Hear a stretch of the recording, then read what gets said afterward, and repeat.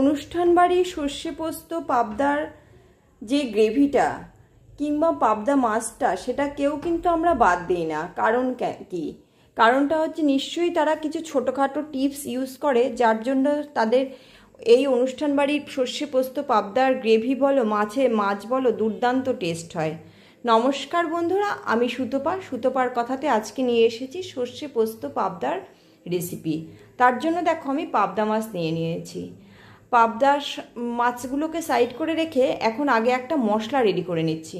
মশলার জন্য আমি 2 রকম সর্ষে এখানে ইউজ করব। তার জন্য আমি 1 টেবিল চামচ নিয়েছি 1 টেবিল চামচ সাদা সর্ষে, 2 টেবিল চামচ নেব কালো সর্ষে। দুটো সর্ষে মিশিয়ে যদি রান্না করি রান্নার যে টেস্টটা সেটা কিন্তু অসাধারণ আসবে। আর নেব 1 টেবিল চামচ পোস্ত। এবার তাহলে কি হলো, 1 টেবিল চামচ সাদা সর্ষে, 2 টেবিল চামচ কালো সর্ষে, 1 টেবিল চামচ পোস্ত, আর দেব 1 টেবিল চামচ মতন কাজু বাদাম। এই পরিমাণে মশলাটা দিলে পারে তাহলে দেখবে মশলার এই যে সর্ষে পোস্ত পাবদার যে টেস্টটা সেটা কিন্তু অসাধারণ আসে। আমি আমার মাছের পরিমাণ অনুযায়ী নিয়েছি। এবার তোমরা তোমাদের মাছের পরিমাণ অনুযায়ী নেবে। এখানে কাজু বাদামটা একটু কম বেশি করা যেতেই পারে, তবে খুব বেশি না, মোটামুটি অল্প আর কিছু দেওয়া যেতে পারে। প্রথমে মশলাগুলোকে শুকনো একটু ঘুরিয়ে নিলাম, তারপরে তার মধ্যে জল দিয়ে ভালো করে পেস্ট করে নিলাম। এবার এই মশলাটাকে সাইড করে রেখে দেব প্রায় 15 মিনিটের জন্য। 15 মিনিটের মধ্যে আমি এদিকে অন্য কাজগুলো করে নিই। তার জন্য প্রথমে মাছগুলোকে মাখিয়ে নেব। লবণ দিলাম, হলুদ দিলাম, আর দেব একটু কাঁচা সর্ষের তেল। পাবদা মাছ দেখবে তেলের মধ্যে দিলে ফটফট করে তেলটা ফুটে আমাদের গায়ে আসে। এবার যাতে সেই না ফোটে সেই কারণে কাঁচা সর্ষের তেল দিলাম। কাঁচা সর্ষের তেল দিলে যে মাছগুলো ফোটে সেই মাছগুলো কিন্তু ফোটে না, কম ফোটে। এইবার দিয়ে নিয়ে এবার মাছটাকে ভাজবো। ভাজার জন্য দেখো কড়াই গরম হয়ে গেছে, কড়াইতে সর্ষের তেলই দিয়ে দিলাম মাছের পরিমাণ অনুযায়ী। এবার দিয়ে মাছ একটা করে মাছগুলো দিয়ে দেবো। তেলটা অবশ্যই ভালো করে গরম করে দেব, না হলে কিন্তু মাছ ভেঙে যাওয়ার একটা চান্স থাকে। পাবদা মাছ কিন্তু খুব নরম মাছ, তেলে দেওয়ার পরেও মাছটা নরম থাকে, সেই কারণে ভাজাটা একটু সাবধানে ভাজতে হবে। আমি মাছগুলো দেওয়ার সময় বাহাতে একটু ঢাকনাটা দিয়ে সাপোর্ট নিয়েছিলাম যাতে ফুটে গায়ে না আসে, কিন্তু একটুও ফোটেনি। এবার মাছগুলো দেওয়ার পরে খুব সাবধানে মাছগুলোকে একটা সাইড হয়ে যাওয়ার পরে সাবধানে মাছগুলোকে উল্টে দিলাম। একটা সাইড হওয়ার পরেই কিন্তু উল্টাবো, তাহলে দেখবে মাছগুলো ভাঙবে না।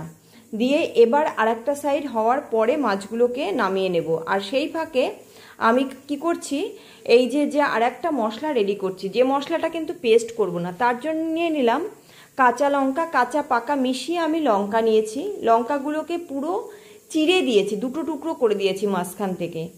আর 2 টমেটো নিয়েছি, টমেটোগুলোকে ছোট করে কেটে নিচ্ছি। কোনো পেস্ট করব না, কিচ্ছু না, পেস্ট যা করার আমার কিন্তু করা হয়ে গেছে। আর নেব কিছু কাঁচা লঙ্কা। এই যে দেখো টমেটোগুলো আমি ছোট করে কেটে এগুলো রেখে এবার কাঁচা লঙ্কা যেগুলো আনবো, কাঁচা লঙ্কাগুলোকে কিন্তু আমি পুরো 2 টুকরো করব না, শুধু মাথাটুকুনি ফাটিয়ে দেব। এই যে দেখো কয়টুকু ফাটাচ্ছি। এই লঙ্কাগুলো কিন্তু অবশ্যই কাঁচা হবে, কাঁচা পাকা মিশিয়ে দেব না, এটা একদম কাঁচা লঙ্কাই দেব। দিয়ে এগুলোকে রেখে এবার যেতে হবে মাছ ভাজতে। ওগুলো আমার প্রায় হয়ে এসেছে, ওগুলোকে নামিয়ে নেওয়ার পালা এবার। এই দেখো এই কথা বলতে বলতে দেখো এগুলো কাটা হয়ে গেছে। এবার এগুলো হয়ে গেছে, এগুলোকে সাবধানে নামিয়ে নেব। কি অবস্থায় নামাচ্ছি দেখো, মাছগুলো এই অবস্থা ভাজা হয়ে গেলে নামিয়ে নিচ্ছি। পুরো ভালো করে ভাজা হয়ে গেছে, একটা মাছও কিন্তু আমার ভাঙেনি। এইবার দ্বিতীয় যে কটা মাছ রয়েছে সে কটাকে ভেজে নেব। ভাজার জন্য মাছগুলোকে দিয়ে দিই। আর এই মাছগুলো ভাজা হয়ে গেলে এইবার চলে আসবো ওই যে তেলটা থাকবে সেই তেলের মধ্যে এই যে পুরো মাছের যে রেসিপিটা সেটা করব। তার জন্য আমি দিলাম একটা তেজপাতা, আর দেব একটু কালো জিরে। মাছগুলো তুলে নেওয়ার পরে কিন্তু এটা দিয়েছি। এইবার দিয়ে দেবো এর মধ্যে টমেটো টমেটোগুলো দিয়ে টমেটোর মধ্যে একটু লবণ দেব, টমেটোগুলো একটু তাড়াতাড়ি নরম হয়ে যাওয়ার জন্য। আর দেব এর মধ্যেই একটু হলুদ। টমেটো, হলুদ আর লবণ এই 3টে একসঙ্গে তেলের মধ্যে বেশ ভাজা ভাজা করব। যতক্ষণ না টমেটোগুলো ভালো করে ভাজা হবে ততক্ষণ তেলের মধ্যে এগুলোকে নাড়বো, নেড়ে একটু খুন্তি দিয়ে চেপে চেপে দেওয়ার চেষ্টা করছি। আর এর মধ্যে দিয়ে দিলাম, দেখো আমি ওই যে কাঁচা লঙ্কা যেগুলো চিড়ে রেখেছিলাম, কাঁচা পাকা লঙ্কা, সেগুলো দিয়ে একটু ঢাকা দিয়ে খুলে এইভাবে নেড়ে চেড়ে এগুলো ভাজার চেষ্টা করছি। আর এই ফাঁকে তোমরা প্লিজ চ্যানেলটাকে সাবস্ক্রাইব করে ভিডিওটাকে একটা লাইক দিয়ে দিও। আশা করি রেসিপিটা তোমাদের ভালো লাগবে। এই দেখো এই নাড়াচাড়া করতে করতে এটা কিন্তু ভাজা হয়ে এসেছে। এইবার দিয়ে দেবো আমি এর মধ্যে এই যে সর্ষে পোস্ত কাজু বাদাম যে পেস্ট করে রেখেছি সেইটা দিয়ে দিলাম। দিয়ে এটাকে কিন্তু আর ভাজবো না, এই পেস্টটাকে দিয়ে নিয়েই সঙ্গে সঙ্গে দিয়ে দেবো এর মধ্যে জল। যে পরিমাণে আমাদের ঝোল লাগবে সেই পরিমাণে জল দিয়ে দেবো। আমি মিক্সির জারটা ধুয়েই জলটা দিচ্ছি, জারের মধ্যে বেশ খানিকটা মশলা লেগে থাকে তাই। এবার যে জলটা দিয়ে নিয়ে এর মধ্যে একেবারে মাছগুলো দিয়ে দেবো। এতে হবে কি, মাছ আর জল যখন ঝোল যখন একসঙ্গে ফুটবে, ওই যে গ্রেভিটা লাস্টে যে আমরা চেটেপুটে খাই, কারণটা কি, ওই ঝোলটার মধ্যে মাছের পুরো টেস্টটা থাকে। এবার এই যে একসঙ্গে যে ফুটবে, এটা তো ফুটবে একটু বেশ খানিকক্ষণই ফোটে।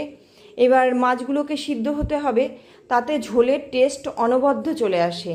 এই যে মাছগুলো সব দিয়ে এবার এটাকে একটু ঢাকা দিয়ে দেবো। ঢাকা দিয়ে প্রথমে কিছুক্ষণ ঢাকা দিয়ে ফোটাবো, তারপরে ঢাকা খুলে দিয়ে ফোটাবো। ঢাকা খুলে যদি না ফোটাই তাহলে দেখবে মাছের ঝোলের যে পানসা ভাবটা থেকে যাবে। এবার শুধু তাড়াতাড়ি ফুটে ওঠার জন্য আমি একটু ঢাকা দিলাম, তারপরে ঢাকা খুলে দিয়ে বেশ খানিকক্ষণ আমি একটু ফুটিয়ে নিলাম। এতে কি হলো, ঝোলের পানসা ভাবটাও কেটে যায় আর ঝোলটা খেতেও ভালো লাগে, দেখতেও ভালো লাগে, সব রকম। এই যে আমার খুলে ফোটাতে গিয়ে এটা কিন্তু হয়ে এসেছে প্রায়।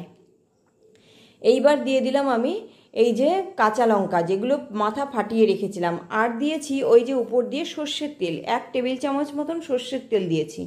আর দিয়ে দিলাম বেশ খানিকটা পরিমাণে ধনিয়া পাতা কুচি করে। ধনিয়া পাতাটা একটু কম বেশি করতে পারো, ওতে কিছু যায় আসে না। এবার দিয়ে এটাকে একটুখানি এইবার আবার ঢাকা দিয়ে আমি 2 মিনিটই ফোটাবো। 2 মিনিটের কমও না বেশিও না। এই যে 2 মিনিট একটু টকবক করেই ফুটবে, গ্যাসটা ফুল ফ্লেমে রেখেই ফোটাবো। 2 মিনিট বাদে ঢাকাটা খুলেছি, দেখো কি অবস্থা। এটা পুরো কমপ্লিট, এটার আর কিছু করার নেই। এটা এখন শুধু নামিয়ে নেওয়ার পালা। হয়েছে দুর্দান্ত, দেখতে যেমন হয়েছে এটার টেস্ট কিন্তু অনবদ্য হয়েছে। এইবার এখান থেকে এই ঝোলটাকে কিছুক্ষণ রেখে দিয়ে তারপরে এটাকে পরিবেশন করব।